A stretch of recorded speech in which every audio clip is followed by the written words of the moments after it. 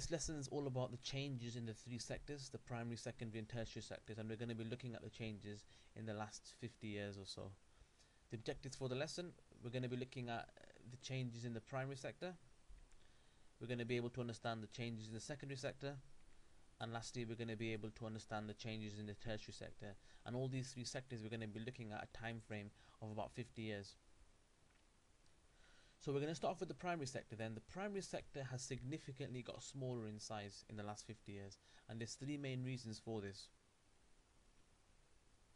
Firstly, a lot of the raw materials such as coal, oil and gas have decreased in volume, which means that there's less of these raw materials about, and therefore, as an example, a lot of the coal mines in the UK have closed down. There's not enough raw materials anymore, so we don't need as many jobs in the primary sector. Secondly, a lot of the machines that collect the raw materials have replaced the human jobs. On this slide on the top right hand corner is a picture of a digger digging for some raw materials. Now 50 years ago that digger wouldn't have been there because they wouldn't have manufactured a digger like that, and which would have meant that they may have had to employ 60 or 70 staff to get a bucket and spade and actually collect raw materials by hand. But that machine has now replaced a lot of the human jobs, and it only takes one person now to collect the raw materials using that machine. So you can see there that a machine can really replace a lot of jobs, which means that the size of the primary sector has decreased. And lastly, foreign competition. Other poorer countries can collect the raw materials a lot cheaper than the UK.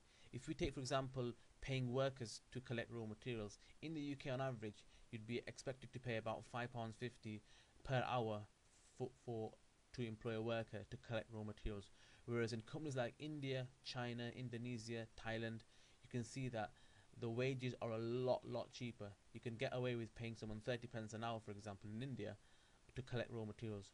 So foreign competition has really made the primary sector get smaller in the UK. So the secondary sector, this is where we manufacture raw materials into finished products. The secondary sector has decreased in size. One of the main reasons for this is foreign competition.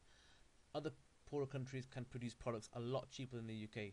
And in the last slide we saw about collecting raw materials. Similarly, actually making products in the secondary sector, it's a lot cheaper to make them in China and make them in Indonesia. And you'll see a lot of things that you buy, whether it's clothes, whether it's footballs or anything of the sort, you'll see that a lot of them are made in China and made in Indonesia, because in the UK it's a lot more expensive to create and manufacture products compared to countries like China, Indonesia, Malaysia and so on and so forth. And secondly, as like in the primary sector, a lot of the machines have replaced human jobs. This has meant that the secondary sector has definitely got smaller. You can see there in the picture there's machines, and again they have replaced human jobs. So the secondary sector has got smaller in size. There's less factories in the UK compared to 50 years ago. The tertiary sector, this is where we provide a service or sell products in shops. The tertiary sector has got larger in the last 50 years. 50 years ago there weren't as many services and there weren't as many shops. Now there's a lot more.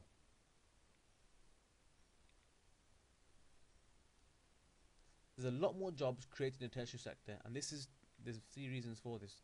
First of all, the population or the amount of people has risen in the UK, which obviously means that the more people there are in the UK, the more shops and services are required to cater for these people's needs. Secondly, there has been a definite increase in the wealth of people. People are earning a lot more money, which means that they need to spend that money, which obviously means that there's more shops and services required. And lastly, people have a lot more leisure time on the weekends or in the evenings, and this obviously means that they can spend their money in pubs, swimming pools and gyms. So you can see that here in the tertiary sector this has increased. There's more shops, there's more services around because there's a demand for it, whether it's population, whether it's a rise in wealth, or whether it's a rise in leisure time. This has definitely impacted on the increase of the tertiary sector. So just to remind you of the lesson objectives, we looked at the changes in the primary sector, the secondary sector and the tertiary sector.